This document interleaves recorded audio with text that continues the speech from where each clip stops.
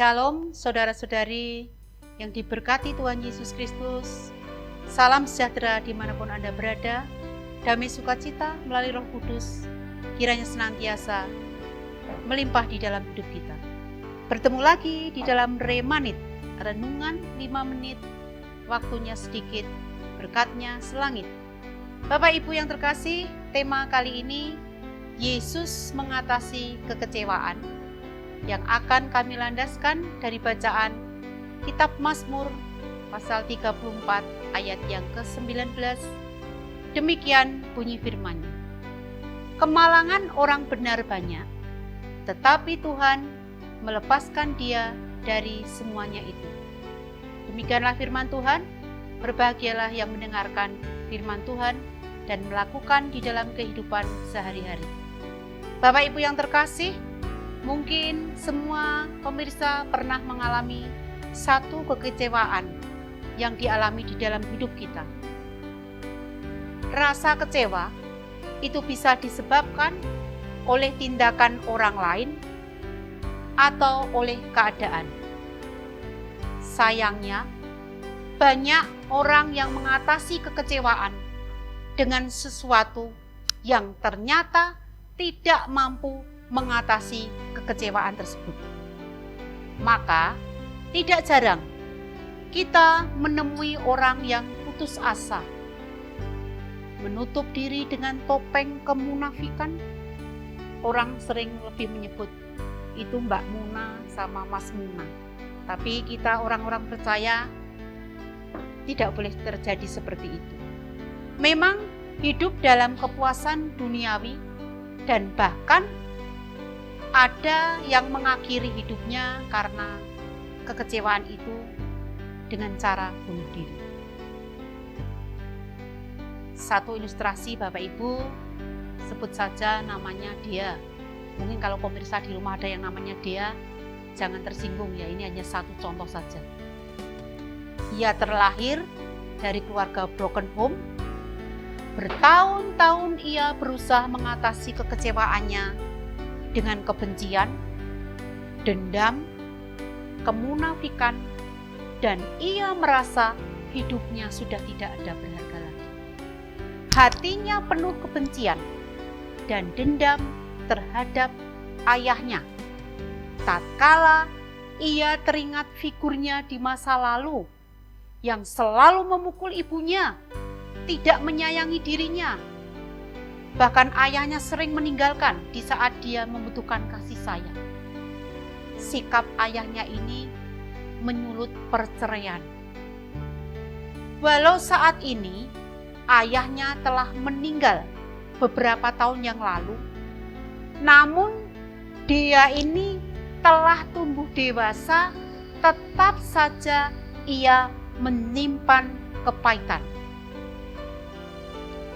Apalagi di usia kanak-kanak pasca perceraian kedua orang tuanya, sang ibu menitipkan di sebuah panti asuhan. Ia pun harus berjuang keras sendirian untuk belajar menjadi yang terbaik di sekolahnya. Sekian beberapa tahun berlalu, dia tumbuh dan berkembang, sekarang menjadi wanita dengan karier yang sukses di sebuah perusahaan karena kecerdasannya. Tapi sayang, sampai detik ini ia masih menyimpan kebencian dan dendam. Senyum di wajahnya hanyalah senyum palsu. Itu hanya karena tuntutan profesionalitas. Namun, tetap saja ia tidak merasa bahagia. Topeng kemunafikan yang dipertontonkan ke khalayak ramai. Dan parahnya, ternyata ia seorang penyuka sesama jenis. Kalau dia perempuan, berarti sukanya perempuan. Kenapa terjadi demikian? Karena sesuatu yang buruk masih menempel dalam ingatannya ketika seorang ayah figurnya telah merusak masa depan, telah merusak otaknya. Faktor psikologis ini yang membuat ia berperilaku menyimpang. Ia menutupi perilaku menyimpangnya itu dengan pakaian yang indah, seorang feminim.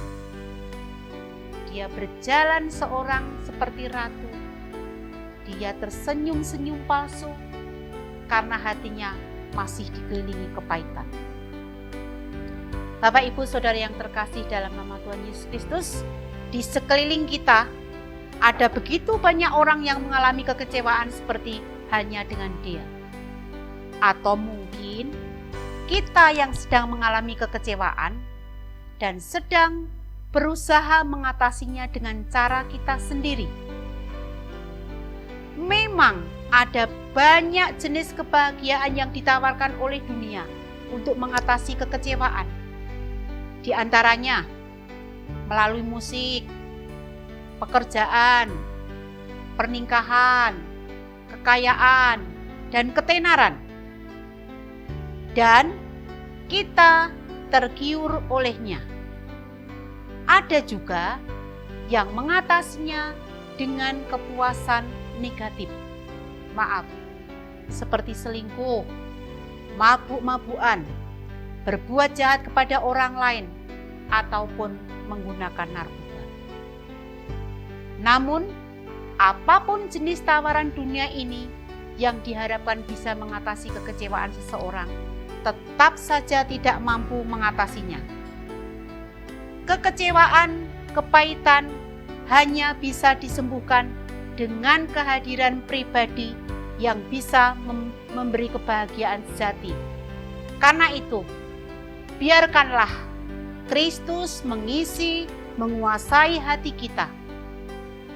Semuanya, tidak hanya satu bagian. Serahkan semua kepada Kristus. Jangan izinkan kebencian, dendam, dan kepahitan mengisi hati kita.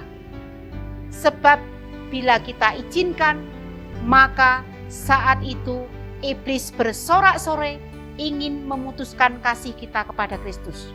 Tutup pintu di hati kita, biarkan hanya Kristus yang masuk. Pergilah iblis dari hidup kita.